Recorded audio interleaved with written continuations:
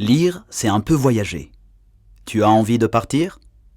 Alors fais tourner le dé, attends qu'une de ses faces s'arrête sous le signe jaune et envoie-toi vers ta destination.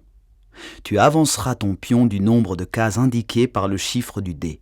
Regarde maintenant sur le panneau quelle mission correspond au numéro de la case sur laquelle tu as atterri et découvre quelle nouvelle aventure t'attend à l'horizon. Attention, le voyage est rocambolesque et plein d'imprévus. Tu ne pourras pas toujours avancer. Parfois, tu devras passer quelques tours et parfois même reculer, exactement comme cela arrive aux protagonistes de nos histoires. Qui d'entre vous rejoindra le but le premier?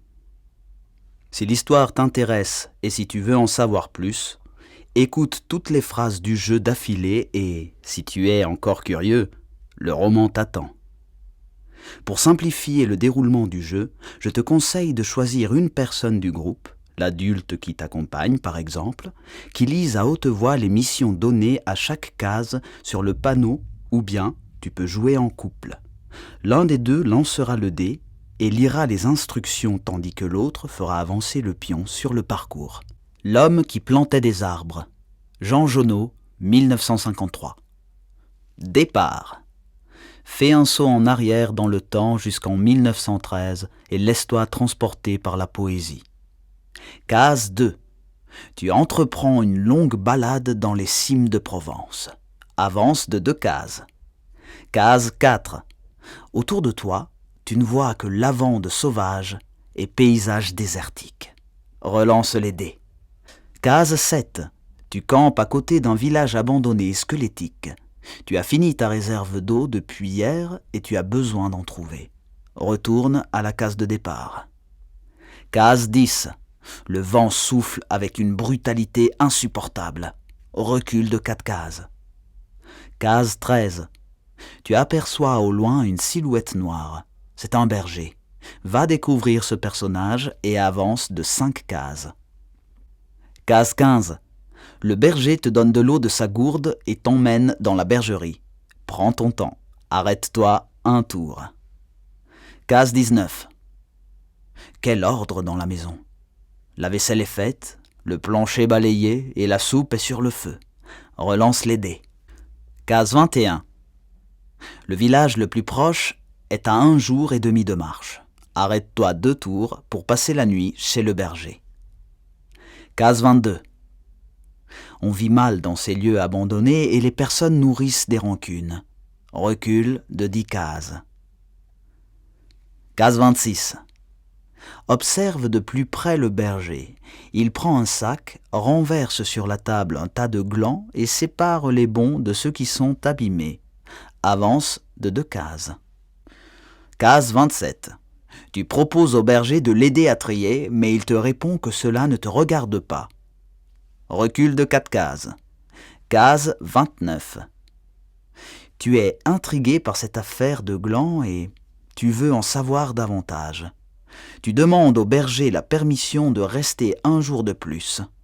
Arrête-toi 2 tours. Case 32. Le berger laisse son troupeau à la garde du chien et te propose de le suivre. Une aventure inattendue s'annonce. Bondis jusqu'à la case 35. Case 33. Tu as découvert la mission du berger. Il plante des chênes. En 3 ans, il en a planté 100 000. Relance les dés. Case 36. Des rongeurs grignotent l'écorce des chênes. Ils ne sont pas tous sains et forts. Recule de 2 cases. Case 37. Intrigué, tu t'arrêtes 2 tours avec le berger. Il s'appelle Elzéar Bouffier et il a 55 ans. Case 41. Avant de se retirer à la montagne, Elzéar Bouffier a perdu son fils unique et sa femme. Recule de 2 cases. Case 43. Le berger pensait que le village serait mort par manque d'arbres. C'est pourquoi il a décidé de planter les chênes. Relance les dés. Case 47. Attends un tour pour écouter le plan de Elzéar Bouffier. Il veut aussi planter des hêtres et des bouleaux. Case 49. 1914. La Première Guerre mondiale éclate. Tu dois t'enrôler comme un soldat d'infanterie. Retourne à la case 32.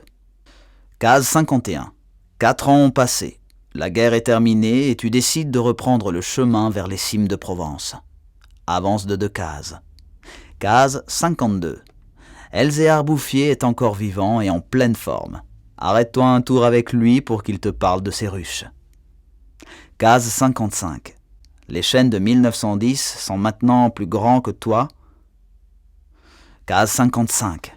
Les chênes de 1910 sont maintenant plus grands que toi et l'eau des ruisseaux autrefois desséchée a recommencé à couler. Relance les dés. Case 58.